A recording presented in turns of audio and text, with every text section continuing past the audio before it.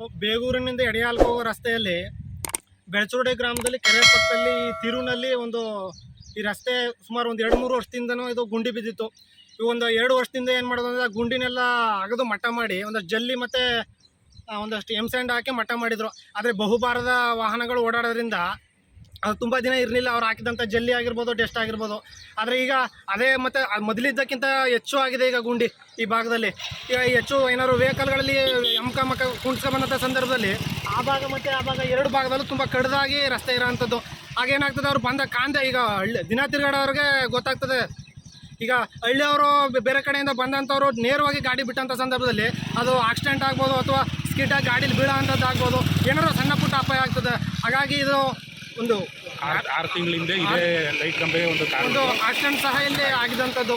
ಹಾಗಾಗಿ ಇದನ್ನು ಸ್ವಲ್ಪ ಮಟ್ಟದಲ್ಲಿ ಇದೊಂದು ರಸ್ತೆ ಆಗೋವಂಥದ್ದು ಆಗಬೇಕು. ಯಾಕಂದರೆ ತಿರುಗಿರೋದ್ರಿಂದ ಮತ್ತು ತುಂಬ ಆಳವಾಗಿ ಕಡ್ದಿರೋದ್ರಿಂದ ರಸ್ತೆ ಬಂದಂಥ ವಾಹನಗಳು ಗೊತ್ತಾಗಲ್ಲ. ನೋಡಿ, ಇಲ್ಲಿ ಬಹುವಾರದ ಗಾಡಿಗಳು ಬರೋದ್ರಿಂದ ಡಸ್ಟು ಜಲ್ಲಿ ತುಂಬ ದಿನ ನಿಲ್ಲಿಲ್ಲ, ಇಲ್ಲಿ ಬೇಗ ಹಾಳಾಯಿತು. ಹಾಗಾಗಿ ಇದೊಂದು ರಸ್ತೆ ತುಂಬ ಜಮೀನುಗಳಿಗೆ ಹೋಗೋವಂಥದ್ದು ಆಗಿರ್ಬೋದು ಅಥವಾ ಇದು ಒಂದು ಕಾಲು ಎಡೆಯಲ್ಲ ಅದೊಂದು ಹೆದ್ದಾರಿ ರಾಷ್ಟ್ರೀಯ ಹೆದ್ದಾರಿ ಆಗಿರೋದ್ರಿಂದ ಭಾಳ ಪ್ರಮುಖವಾಗಿರೋಂಥ ರಸ್ತೆ.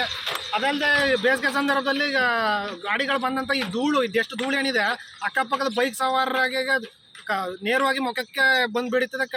ಆಗ ಆ ಕಡೆನೂ ಆಗಿರ್ಬೋದು, ಈ ಕಡೆ ಯಾವುದೇ ತಡೆಗೋಡೆಗಳಿಲ್ಲ.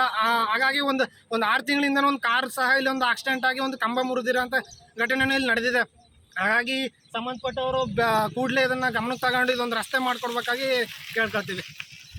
ಪವನ್ ಅಂತ ಹೇಳಿ ಬೆಳ್ಚಲವಾಡಿ ಗ್ರಾಮ, ಬೇಗೂರು ಹೋಬಳಿ, ಗುಂಡ್ಲುಪೇಟೆ ತಾಲೂಕು.